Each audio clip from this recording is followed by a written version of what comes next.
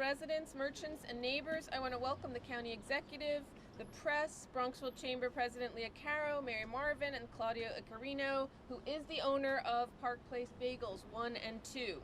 My name is Ruth Walter, and I'm the newly elected Westchester County legislator representing North Yonkers, East Yonkers, and the village of Bronxville. I'm also a small business owner here in Bronxville. For 10 years, my family and I have seen how beneficial to all of us that law was that was passed and signed by this county executive, George Latimer. I'm so grateful to the county executive for coming to Claudio's Park Place Bagels 2 for breakfast this morning, and I want everyone to know that Bronxville is open for business. We take precautions to keep our workers and customers safe every day.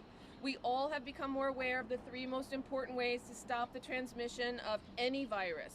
Wash your hands often. Keep a social distance. Stay home if you feel unwell. And as I'm an expert at going out to eat, but Mayor Marvin and her community has done everything that they can do to try to make people understand that it is safe to be here, it is safe to shop here, it is safe to eat here. The contagion that we're dealing with, we're trying to deal with between the different levels of government, but it does not affect the way you go about your business every day. And I think it's important to understand that what Bronxville has really responded to this properly. We've dealt with the issues at hand here. This community, cases in this community are minimal, and the restaurants and the businesses of this community are open for business.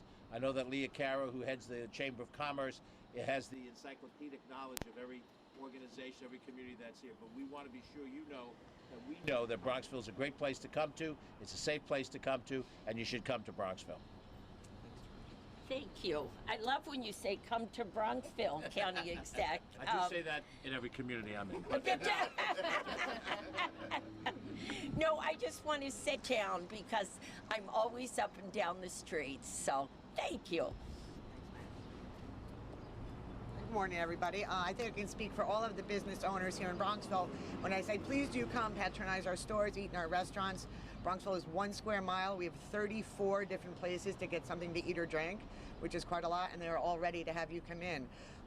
Many of the shop owners are being conscientious and offering hand sanitizers at their desks, but really, the way you live your lives, as everyone here has said today, shouldn't change dramatically. And the county legislator and I are happy to answer any of your questions. Peter. Have you had any feedback from businesses around Westchester?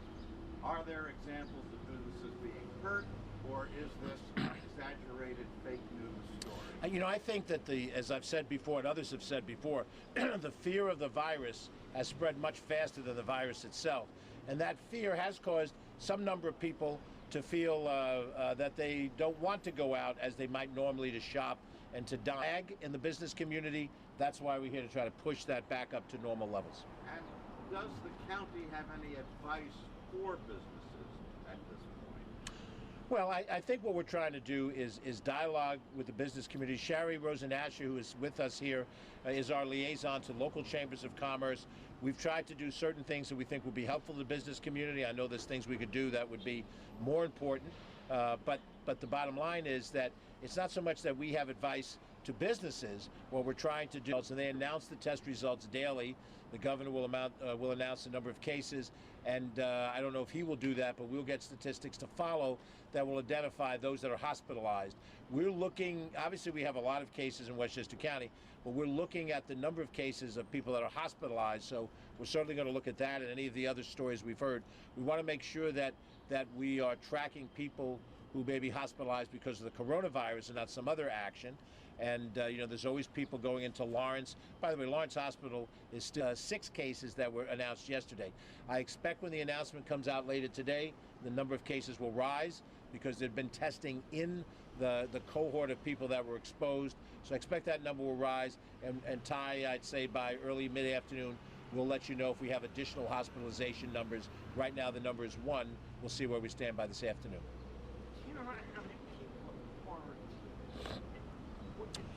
We don't, Peter, we don't have an exact number.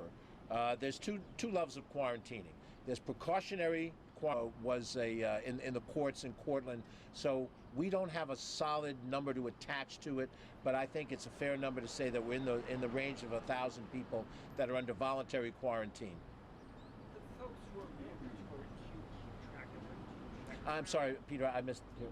That are mandatory to Yes. check on them? Yes, there's a procedure that's done to check on them. The primary check is done by phone. It's Skype, I don't know if that's Skype, but I mean some sort of visual identification. And go to the hardware store, you know, they're opening the door to additional cases, which we all want to avoid. The people of Westchester are no doubt frustrated. I mean, we're all frustrated in government, but the people who are under quarantine, whether mandatory or precautionary, are no doubt frustrated. They have to suspend their lives for 14 days, maybe more, depending on the circumstances. And if that happened to you or I, we couldn't function in the jobs that you and I have. So I understand the pressure and the frustration, and it probably grows as the days go along. But right now, that's what we're advised to do, paging. Because what happens when you close a school? If a person is working, their children have to be watched by somebody, oftentimes by their grandparents. I'm more concerned about seniors being exposed to the virus than I am about any other demographic category. When you close the school, if there are children that are on nutrition programs, how do we know that they're going to get that nutritious meal during that period of time? And in parts of this county, that's a serious concern, and that's a different kind of health concern. When the school are closed, a fast enough level at a complete enough level, because rather than closing a school, the logical thing to do is to test everybody in the school. And if you find out that Johnny has the virus, Johnny stays home. If Jimmy doesn't have the virus, Jimmy goes to school. And you deal with that cohort of young kids who have the virus rather than all of the kids with a mandatory closing. And if you do a mandatory closing, Bronxville's a bit of an exception, but in most districts, elementary schools are regionalized. In the bigger communities, the Yonkers of the world, the New Rochelle's of the world, 5-6 months is a good thing. But I also think more important than an abundance of caution is a rational assessment of risk. And we do that all the time. Leah has in her organization businesses who, as a profession, assess risk. And they don't say, well, let's not take any risk and go to the extreme and let's not do anything. You can't shut the society down unless you have valid reasons to do that, which means a widespread contagion that is everywhere at all levels of demographics, and we are not at that point in Westchester County today. So we're arguing for new coronavirus. There have been other coronaviruses out there, and many of the kids have been exposed to them just as kids growing up. When I was a kid, I ate dirt, I touched everything, and had no sense of personal hygiene at that age, and they overcome those diseases through the natural body antibodies. So all I'm looking for is balance and proportion in our response. But the CDC has every right to make their decisions, and at our level of government, and at Mary's level of government, at the town level of government, school districts, we will do what a superior. One class in another school played hockey with a kid who might have been exposed. That's a much lower level of reason to close the school. So the question is, what's the basis upon which you close it? Do you close it as a knee-jerk reaction, or have you done some analysis? And what I've argued, and I'm not the first person to say this, governors and others have said this, the testing has been woefully inadequate to judge whether or not the contagion is in a school before you close the school. You argue that you're going to close the school preemptively, but you haven't tested even a Okay, Peter? The U.S. Surgeon General seems to indicate that the country as a whole is out of the containment phase and into the mitigation phase. Are you satisfied that the county can handle whatever may come along? As numbers do go up, some suggest the numbers will double each week. And as county executive, are you still eating dirt? No. I have to fend off a little bit of it, but I don't eat it anymore. The park, we refer them up to the state. We had a conference call yesterday with all the municipal governments. We had a conference call this morning with representatives of school districts, which we met with yesterday morning, a large cohort of school districts. We're trying to figure out how we can coordinate both information on health decisions with education department policy, which is a state prerogative. So I guess, Peter, the only thing to say is what's realistic.